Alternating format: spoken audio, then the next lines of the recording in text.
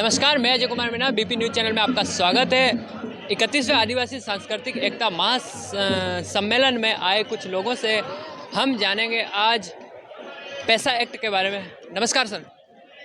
जी धन्यवाद, नमस्कार। क्या नाम है जय आपका? जोहार, जय आदिवासी। मेरा नाम रणजीत सिंह डामोर है। कहाँ से आए हैं आप? मैं मध्य प्रदेश के जिला झाबुआ से आया हूँ।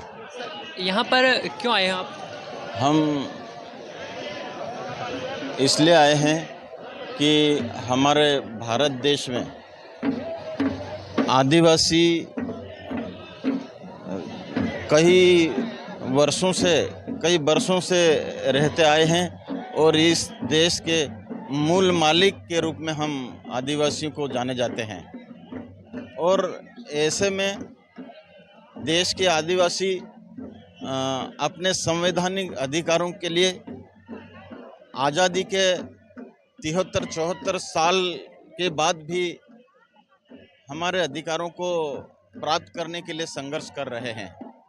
इसलिए इस प्रकार के कार्यक्रम हम 31वां आदिवासी एकता परिषद के माध्यम से सारे देश के आदिवासियों के साथ मिलकर हम हमारे संवैधानिक अधिकारों को कैसे प्राप्त कर सकते हैं, इसलिए एक स्थान पर इकट्ठे होकर जन जागृति के लिए काम करते हैं। अच्छा, तो आपसे एक सवाल है मेरा, ये पैसा एक्ट करके एक कानून चला है, इसके बारे में आप क्या कहना चाहोगे?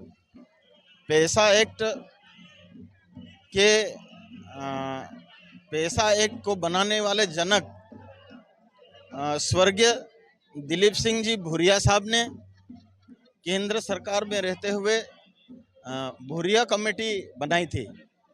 उस समय स्वर्गीय दिलीप सिंह जी भूरिया जी ने पैसा एक्ट इसलिए लागू करवाया था कि लोगों को हमारे ही गांव में जितने भी अधिकार हैं, खनिज संपदा है, जल जंगल जमीन है, उसके ऊपर केवल आदिवासियों का ही अधिकार होना चाहिए, ये पैसा कानून बनाया था।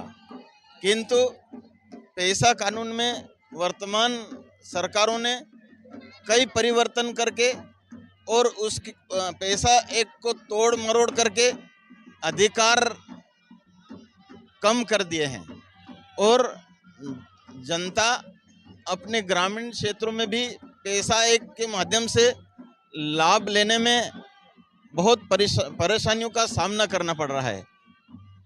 और पैसा एक्ट में ये था कि ग्राम के लोगों को ग्राम में ही सारी सुविधाएं मिले और उसके लिए हमारे आदिवासी ही भाइयों को अधिकार दिए गए थे। और निर्वाचन प्रक्रिया में भी उनने निर्धारित किया था कि न लोकसभा न राज्यसभा, सबसे बड़ी ग्राम सभा, इसलिए पैसा एक्ट को लागू किया था। अच्छा, अभी आप यहाँ आए हैं तो अपने कल्चर के बारे में थोड़ा सा बताएंगे हमें? जी, हमारे आदिवासियों की संस्कृति पूरे भारत राष्ट्र में अलग अलग भौगोलिक परिवेश और अलग अलग पहनावे के रूप में फैली हुई है। जैसे मैं मध्य प्रदेश के झाबुआ जिले से आया हूँ, तो मेरा परिवेश ये है। हमारे पूर्वज लोग जो वस्त्र मैंने धारण कर रखे हैं, इस प्रकार के वस्त्रों का उपयोग करते थे। इसी तरह से यहाँ हर राज्यों के, पूरे भारत देश के राज्यों से आए हुए लोगों का अपना अपना अलग परिवेश है। आपके इलाके में जो लोग हैं, आदिवासी जो लोग हैं, वो किस प्रकार का व्यवसाय करते हैं आपके इलाके में? थोड़ा सा हमें। हमारे इलाके में मध्य प्रदेश में मूल रूप से मक्का, चावल, दालों में तुअर, उड़द, मूंग और गेहूं और चने, इस प्रकार की खरीफ और रबी की फसलों में उपयोग में कृषि करके प्राप्त करते हैं। अच्छा, कृषि करके प्राप्त करते हैं। हाँ, कृषि करके। अच्छा, तो अभी एक छत्तीसगढ़ में हसदेव को काटा जा रहा है, उस जंगल को लेकर आप क्या कहना चाहोगे? ये हमारा आदिवासियों का बहुत बड़ा दुर्भाग्य है कि जहाँ जहाँ सरकार ने इस प्रकार की बड़े बड़े उद्योगों को लगाने के लिए, उद्योग विकसित करने के नाम से आदिवासियों को जंगलों से बेदखल किया जा रहा है। और आदिवासियों के पास उस जंगल में कई वर्षों से रह रहे थे, उनके पास इस टाइप का वो भूधारण के कोई पट्टे नहीं थे और कुछ नहीं था, लेकिन कई वर्षों से रहते आ रहे थे। तो उनको उनकी आजीविका से जंगलों में रहने से उनको जबरन बेदखल किया जा रहा है कि हंसदे में बड़ी बड़ी खदानें खोदी जाए और उससे गवर्नमेंट को लाभ हो। लेकिन वहाँ के आदिवासी बहुत दुर्लभ जीवन जी रहे हैं, बहुत कठिनाइयों का सामना करना पड़ रहा है कि उनको वो जंगल नमस्कार मैम, नमस्ते। क्या नाम है आपका? मेरा नाम पिनाका डामोर है। मैं झाबुआ मध्य प्रदेश से हूँ। अच्छा, आदिवासी कल्चर के बारे में थोड़ा सा आप बताएंगे?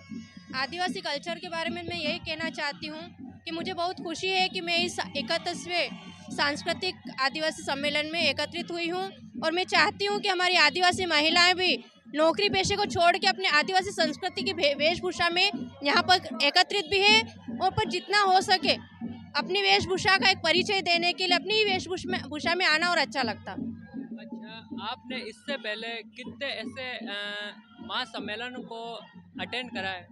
मैंने जितना हो सके मैंने चौथी बार ये आदिवासी सम्मेलन में शामिल हुई हूँ मैं, और मुझे बहुत खुशी है और आने वाले भविष्य में भी मैं ये सम्मेलन छोड़ूंगी नहीं।